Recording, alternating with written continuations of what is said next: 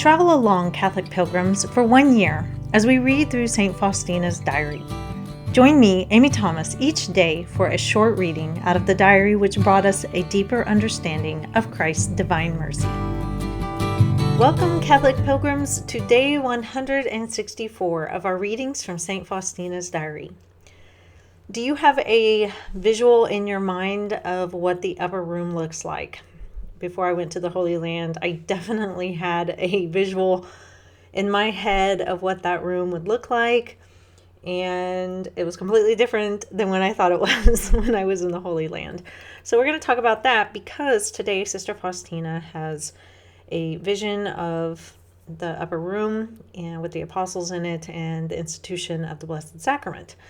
So I'm just going to kind of give you my thoughts on what it was like to be in the upper room.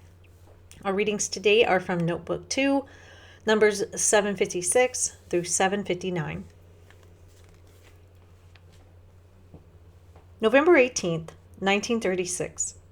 Today I tried to make all my exercises before benediction because I was feeling more ill than usual.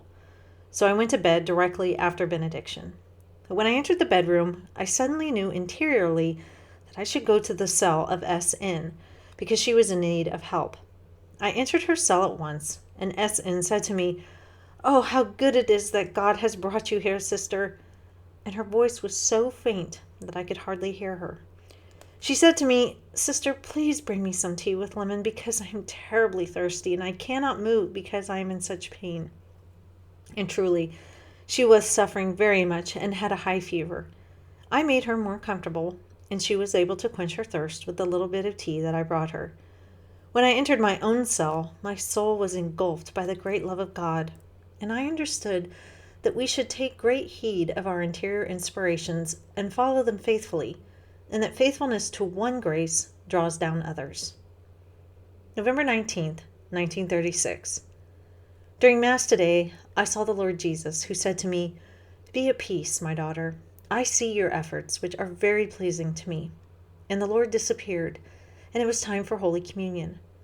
After I received Holy Communion, I suddenly saw the cenacle, and in it Jesus and the apostles. I saw the institution of the Most Blessed Sacrament. Jesus allowed me to penetrate his interior, and I came to know the greatness of his majesty and, at the same time, his great humbling of himself. The extraordinary light that allowed me to see his majesty revealed to me, at the same time, what was in my own soul. Jesus gave me to know the depth of his meekness and humility and to understand that he clearly demanded the same of me. I felt the gaze of God in my soul.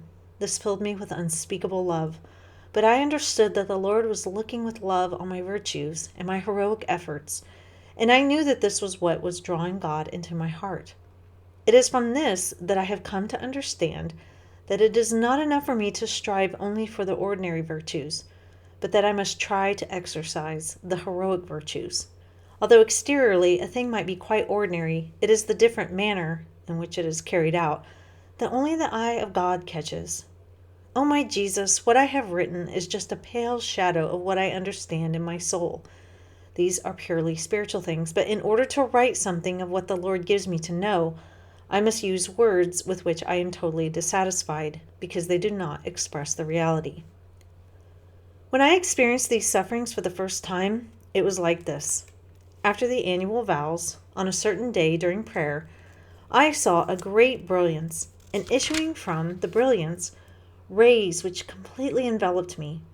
Then, suddenly, I felt a terrible pain in my hands, my feet and my side, and the thorns of the crown of thorns. I experienced these sufferings during Holy Mass on Friday, but this was only for a brief moment. This was repeated for several Fridays, and later on, I did not experience any sufferings up to the present time, that is, up to the end of September of this year. In the course of the present illness, during Holy Mass one Friday, I felt myself pierced by the same sufferings, and this has been repeated on every Friday, and sometimes when I meet a soul that is not in the state of grace. Although this is infrequent, and the suffering lasts a very short time, still it is terrible, and I would not be able to bear it without a special grace from God. There is no outward indication of these sufferings. What will come later, I do not know. All this for the sake of souls.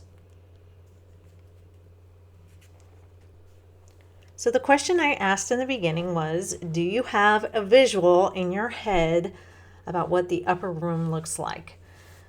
I know that a lot of people that listening to this podcast may have actually seen the upper room if you've been on pilgrimage to the Holy Land, but probably a lot of you haven't been there. And so, you've probably conjured up an image in your head, maybe based off of paintings. I know that's kind of what my visual was based off of before I actually saw the upper room in Jerusalem. But today, Sister Faustina has a vision of the cenacle, and cenacle means the upper room. I actually had to look that up because I didn't know. And she has this vision of Jesus there with the apostles, and she's watching the institution of the Blessed Sacrament. And so, in my mind, the upper room was kind of this small, dark, cozy room. Again, I probably got that from a painting. And there was, the big table and the apostles all sitting around. And in all honesty, the upper room was probably the only disappointment I had in the Holy Land. And I'll tell you why.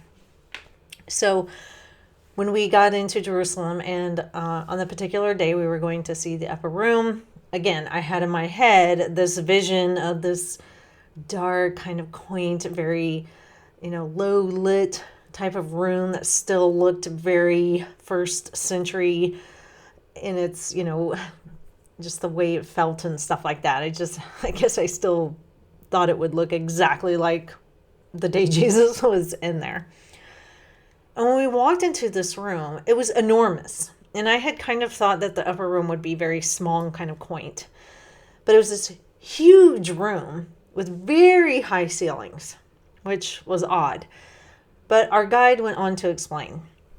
And he said, so this was most likely the room where the Last Supper was held.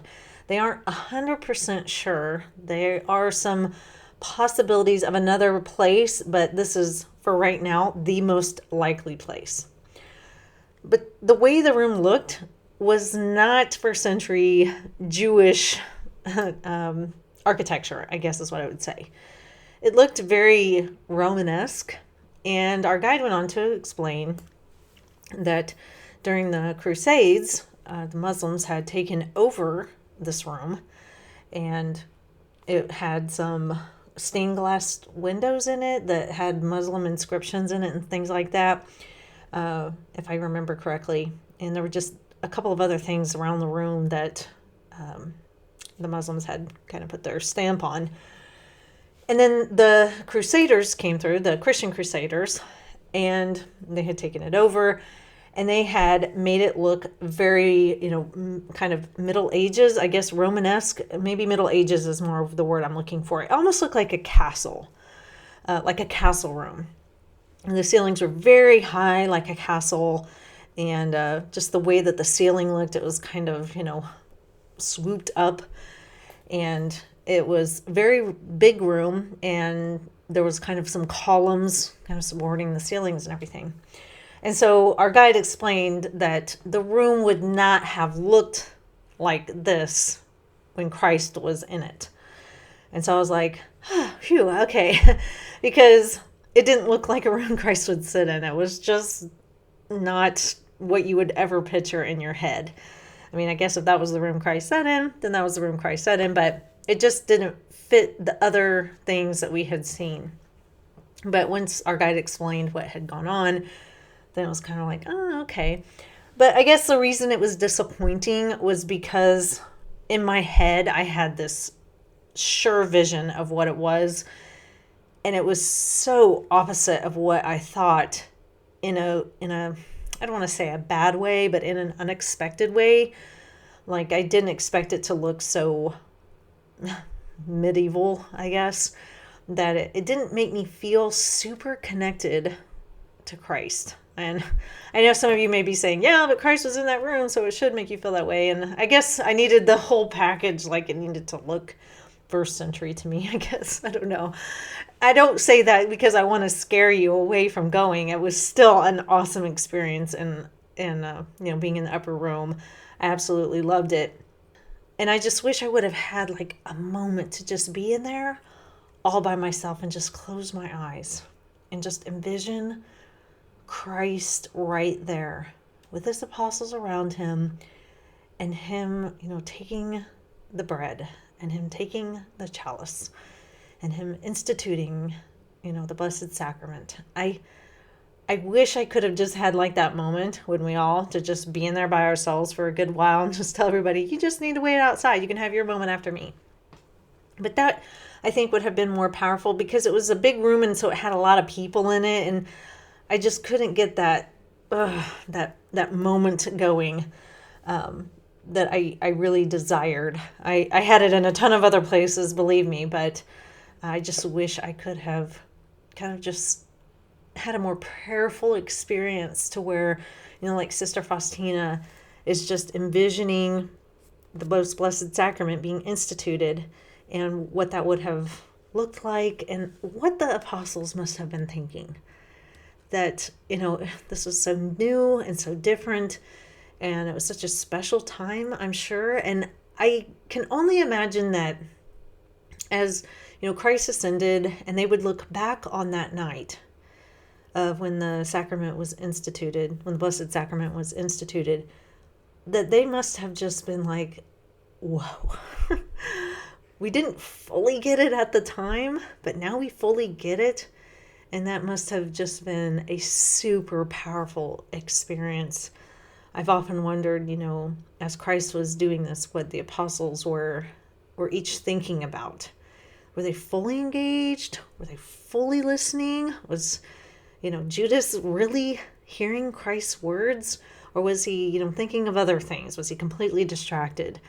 What was the room, filled with? What did it smell like? What was the ambiance? I mean, I just think of all those things, and I think it's a great thing to meditate on, especially when we're praying the Rosary and the institution of the Blessed Sacrament. It's definitely a good thing to just let your mind wander to that night and to just put yourself at that table, looking at Christ and hearing his words. Just would have been incredible. And so that's just something to ponder today. I know we read a lot today, and that was the only thing I touched on, but it just took me back to my pilgrimage, and I wanted to share that with you, and just good memories. So that is all for today, Catholic Pilgrims. I will see you back here for day 165. And until then, live the faith boldly and travel well.